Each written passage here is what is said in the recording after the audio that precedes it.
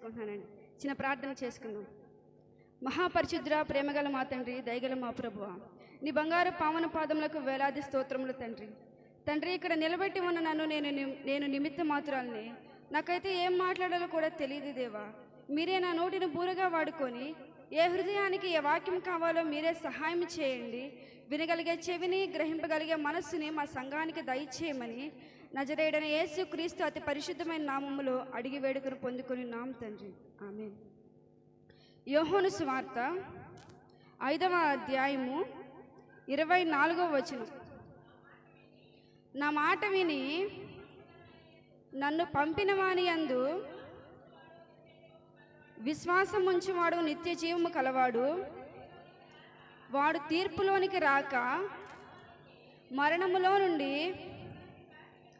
జీవంలోనికి దాటి ఉన్నాడని మీతో నిశ్చయముగా చెప్పుచున్నాను. చాలండి. దేవుని సంగమా, మరణం అంటే అందరికీ భయమేనండి. అందరికీ భయమే. ఎలా అంటారా, ఇప్పుడు షుగర్ ఉన్న వాళ్ళే ఉన్నారు.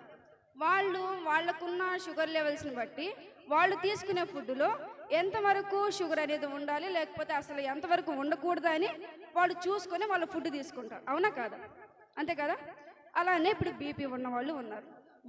వాళ్ళకున్న బ్లడ్ ప్రెషర్ని బట్టి వాళ్ళు తీసుకునే ఫుడ్లో ఎంతవరకు స్పైసెస్ అనేది ఉండాలి, వాళ్ళ హెల్త్ కండిషన్ బేస్ చేసుకుని ఉప్పు కారాలు ఎంతవరకు ఉండాలో వాళ్ళు తీసుకునే ఫుడ్లో వాళ్ళకు తగున మాత్రమే తీసుకుంటారు. ఇదిగో ఇంతగా చేయడానికి ఎందుకు కారణం? ఇంతగా జాగ్రత్తలు ఎందుకు తీసుకుంటున్నారు? దేనివల్ల ఇంత జాగ్రత్తగా వారు ఉంటున్నారు? కారణం మరణం అంటే ప్రతి ఒక్కరికి భయమే, అందరికీ భయమే. కానీ ఎవరైతే యేసు క్రీస్తు రక్తంలో కడుగుబడతారో అట్టి వానికి శారీరక మరణ భయం ఉండదు, ఆత్మ మరణ భయం అనేది వాళ్ళకి ఉండదు. అపోస్తలుడైన పౌలు గారు ఆయన అంటున్నారు, బ్రతుకుట క్రీస్తే, చావైతే నాకు లాభమే అని. ఆయన ఆ విధంగా చెప్పడానికి ఆయన యేసు క్రీస్తు రక్తంలో కడుగుబడి మరణములో నుండి జీవంలోనికి దాటి ఉన్నాడు కాబట్టి ఆయన అంత ధైర్యంగా బ్రతుకుట క్రీస్తే, చావైతే నాకు లాభమే అని చెప్తున్నాడు. ఆ విధంగా నీవు చెప్పగలుగుతున్నావా? ఆ విధంగా నీవు అనగలుగుతున్నావా? పౌలు గారి వలె అంత ధైర్యంగా చెప్పాలంటే మనం ఏం చేయాలి? అంత ధైర్యంగా మనకు కూడా మాట రావాలంటే నీవు ముందు చేసిన పాపములను యేసు ప్రభుల ఎదుట ఒప్పుకొని పశ్చాత్తాపపడి క్షమించబడి మారు మనసు పొందితే ఆయన నిన్ను యేసుక్రీస్తు రక్తంలో కడుగుబడి నిన్ను మరణములో నుండి జీవములోనికి దాటివేయగలగా సమర్థుడు, అంతటి శక్తిమంతుడు. అందుకే ఆయన అంటున్నాడు, I'm the way, I'm the truth, I'm the life. ఇదిగో నేనే మార్గమును, సత్యమును, జీవమును. ఆయన ద్వారా మాత్రమే మనము నిత్య జీవములోనికి చేరుకోగలం. ఆయన ద్వారా మాత్రమే మనము మరణములో నుండి జీవములోనికి దాటగలం. దేవుని సంగమా, అయితే మరణము జీవితాన్ని ఒక ప్రశ్న అడుగుతుందండి. ఏమడుగుతుందంటే, ఇదిగో నాకన్నా నిన్నే ఎక్కువగా ఎందుకు ఇష్టపడతారు ఈ ప్రజలు? నన్నెందుకు ఇష్టపడరు, నిన్నే ఎందుకు ఎక్కువగా ఇష్టపడతారు అని మరణము జీవితాన్ని ప్రశ్నిస్తుంది. అప్పుడు జీవితం అంటుంది, నేను ఒక అందమైన అబద్ధాన్ని నేను వారి కంటికి ఎంతో అందంగా కనిపిస్తాను, వారికి నేను ఎంతో అందమైన ప్రపంచాన్ని వారి కంటికి చూపిస్తాను. అందుకే వాళ్ళు నన్ను ఎక్కువగా ఇష్టపడతారు, వాళ్ళు నన్ను ఎక్కువగా ప్రేమిస్తారు. కానీ వారికి తెలియని నిజం ఏంటంటే, నేను పైకి అందంగా కనిపించే ఎంతో భయంకరమైన, నాశనకరమైన, లోతైన ఊపినని వాళ్ళకి తెలియదు. వాళ్ళు అందుకే నన్ను ఎక్కువగా ఇష్టపడతారు.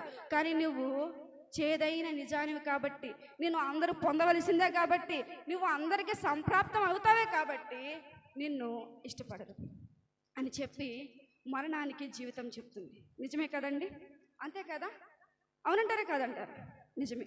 అయితే మనం పుట్టినప్పుడు ముందుగా మనల్ని ఎవరు ఎత్తుకున్నారో తెలియదు, ముందుగా మనల్ని ఎవరు ముద్దులాడారో తెలియదు, ఎవరు మనల్ని వచ్చి చూశారో తెలియదు, ఎవరు మనతో ఆటలాడారో తెలియదు.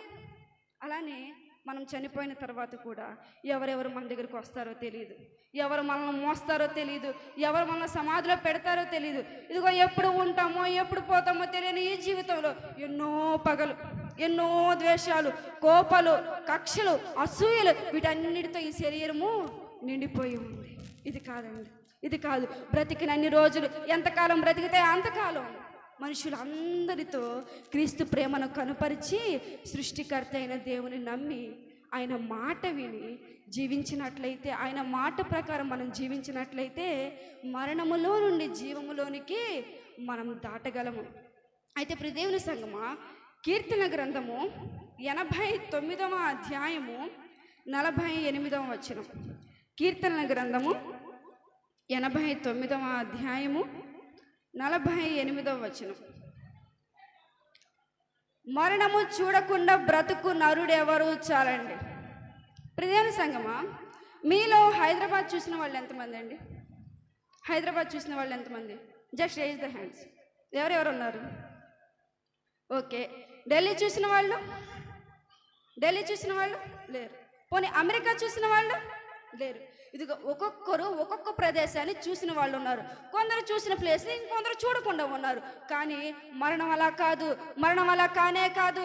పేదవారైనా కానీ, మధ్యతరగతి వాళ్ళైనా కానీ, ధనికులైనా కానీ, పిల్లలైనా కానీ, పెద్దలైనా కానీ, వృద్ధులైనా కానీ, ఇదిగో గొప్ప గొప్ప పేర్లు సంపాదించిన వాళ్ళైనా కానీ, మేడల మీద మేడలు కట్టిన వాళ్ళైనా కానీ, అసలు ఏ పేరు లేని వాళ్ళైనా కానీ, వాట్ నాట్, భూమి మీద సంచరించే ప్రతి ప్రాణి మరణాన్ని చూడాలి, అదే మరణాన్ని పొందాలి. అయితే అసలు ఈ మరణం అనేది మానవునికి ఎందుకు వచ్చింది? మరణము మానవునికి రావడానికి కారణం ఏంటి? ఏమిటయ్యా కారణం అంటే, రోమిలకు రాసిన పత్రిక 5:12 చెప్తున్నారు, పాపము చేసినందువలన మరణము అందరికీ సంప్రాప్తమైంది. పాపము చేసినందువలన.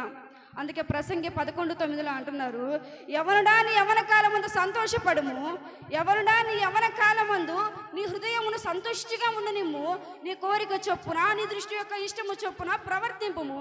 అయితే వీటన్నిటిని బట్టి ఒకరోజు నిన్ను తీర్పులోనికి తెచ్చునని జ్ఞాపకం ఉంచుకొనుము.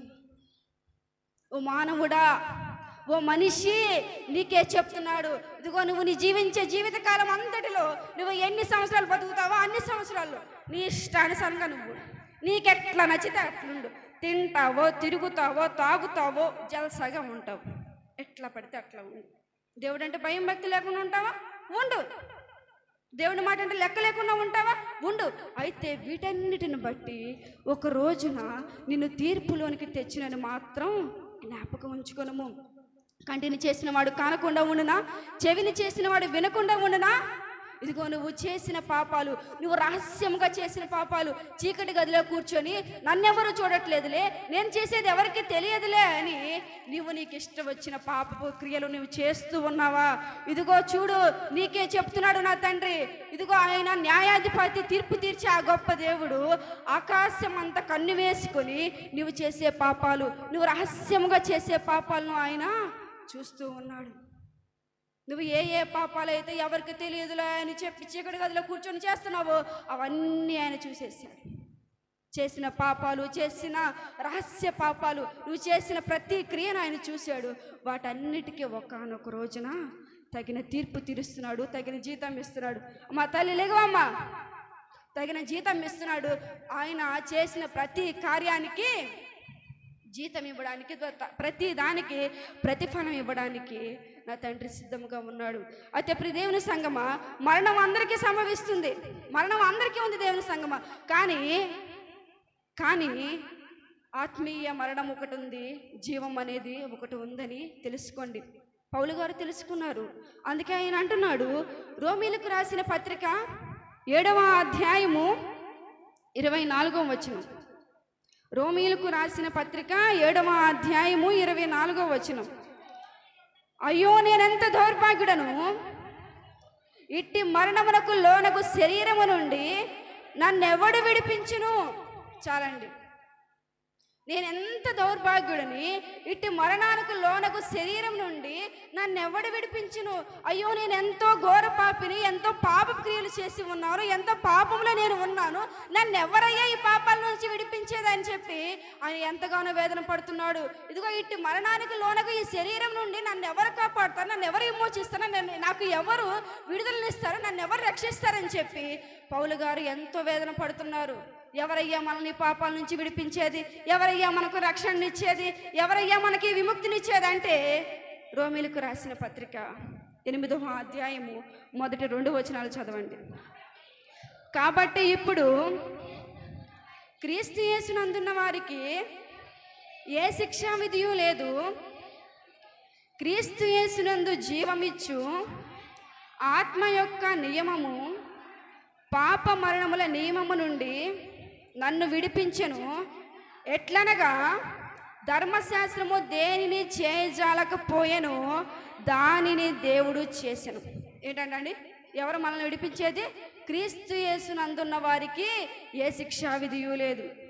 పౌలు గారు తెలుసుకున్నారు, ఇదిగో ఈ పాపాల నుండి నన్ను విడిపించేది యేసుక్రీస్తే, ఈ పాపాల నుండి నాకు విముక్తినిచ్చేది యేసుక్రీస్తే, ఈ పాపాలను నా ఎదురు నుండి కొట్టివేసేది యేసుక్రీస్తే, నన్ను పవిత్రులుగా చేసేది యేసుక్రీస్తే, ఇదిగో మరణానికి లోనకు నా శరీరం నుండి నన్ను తప్పించేది యేసుక్రీస్తే, మరణంలో నుండి నన్ను జీవంలోనికి దాటించగల సమర్థుడు, అంతటి శక్తిమంతుడు యేసుక్రీస్తే అని ఆయన తెలుసుకున్నాడు.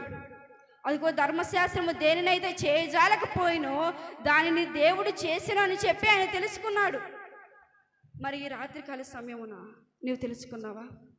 నీవు కనుక తెలుసుకొని తక్షణమే ఆయన దగ్గరికి వచ్చి పశ్చాత్తాపడి క్షమించమని ఆయన కనుక నువ్వు కోరుకున్నట్లయితే, ఆయన కనుక నువ్వు వేడినట్లయితే ఇప్పటికిప్పుడు ఆయన నిన్ను క్షమించడానికి సిద్ధముగా ఉన్నాడు. నమ్మిన వారు దేవునికి స్తోత్రం చెప్తారా?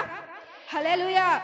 ఇప్పటికిప్పుడే నువ్వు ఆయన పాదాల చెంతకు చేరి నువ్వు చేసిన ప్రతి పాపపు నిమిత్తం ఆయన దగ్గర ఒప్పుకున్నట్లయితే, పశ్చాత్తాపడినట్లయితే ఆయన ఇప్పటికిప్పుడే నేను క్షమించడానికి సమర్థుడు, అంతటి శక్తిమంతుడు. అయితే ఒక్కసారి క్షమింపబడి నువ్వు తిరిగి మరలా అదే పాపంలోనికి, మరలా అదే పాత జీవితంలోనికి కనుక వెళ్ళినట్లయితే నిన్ను శిక్షించడానికి కూడా వెనకాడడు. ఒక లేడీ ఉన్నారు, ఆవిడ ఒక క్రైమ్ చేసి కోర్టులోనికి హాజరయ్యారు.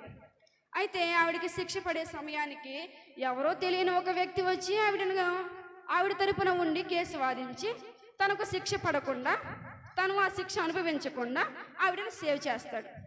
సరే, కోర్టు అంతా అయిపోయిన తర్వాత ఆ లేడీ వెళ్ళి ఆ వ్యక్తిని అడుగుతుంది, ఎవరయ్యా నువ్వు, నన్ను ఎందుకు సేవ్ చేసావు, ఎవరు మీరు అని చెప్పి అడుగుతుంది.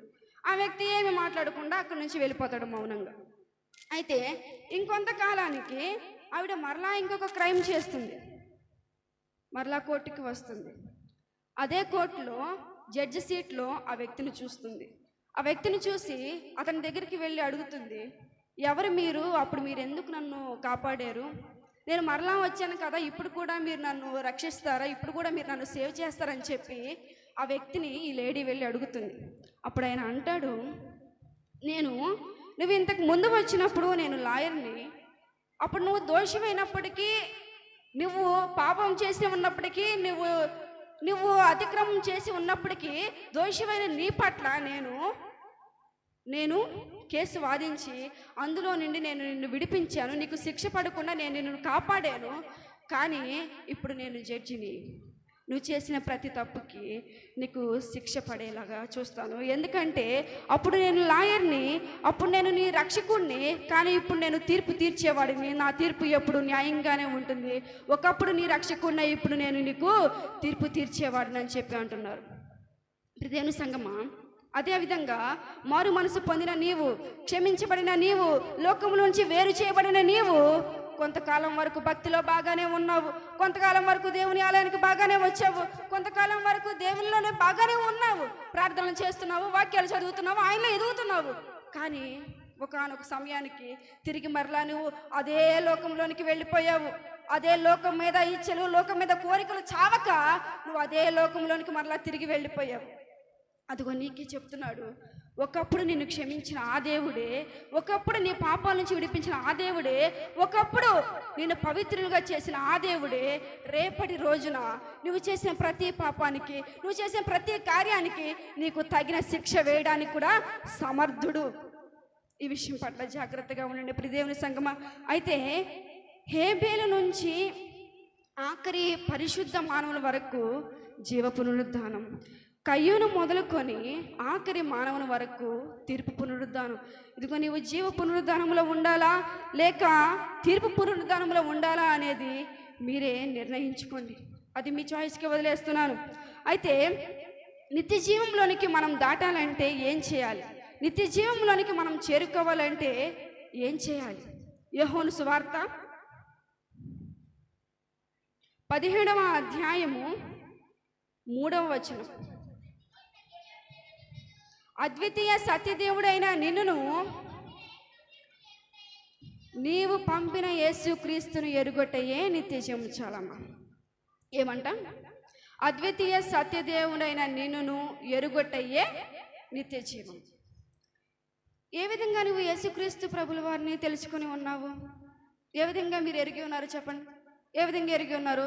ఇదిగో డిసెంబర్ మంత్ వస్తుంది, అప్పుడు 25న క్రిస్మస్ పండుగ చేసుకుంటాము, స్టార్లు పెట్టుకుంటాము, మంచిగా ధూమ్ధామ్గా ఉంటాము, తింటాము, తిరుగుతాము. తర్వాత 2 నెలల తర్వాత ఒక 40 డేస్ లెంట్ ప్రేయర్స్ జరుగుతాయి. ఆ తర్వాత ఈస్టర్ పండుగ జరుగుతుంది. ఇదేనా తెలుసుకుంది? క్రిస్మస్, ఈస్టర్ పండుగ ఇదేనా నువ్వు తెలుసుకుంది? ఇదే దాని గురించి నువ్వు ఎరిగి ఉంది? ఇది కాదు సుమా, ఇది కాదు ఆయన నువ్వు ఎరిగి ఉండటం అంటే. ఏమని ఎరిగి ఉండాలి? ఏ విధంగా ఆయన ఎరిగి ఉండాలంటే, హెబ్రీలకు రాసిన పత్రిక 2వ అధ్యాయము 14వ వచనం. హెబ్రీలకు రాసిన పత్రిక 2వ అధ్యాయము 14వ వచనం. కాబట్టి ఆ పిల్లలు రక్తమాంసము గలవారైనందున ఆ ప్రకారమే మరణము యొక్క బలము గలవానిని, అనగా అపవాదిని మరణము ద్వారా నశింపచేయుటకును జీవితకాలం అంతయు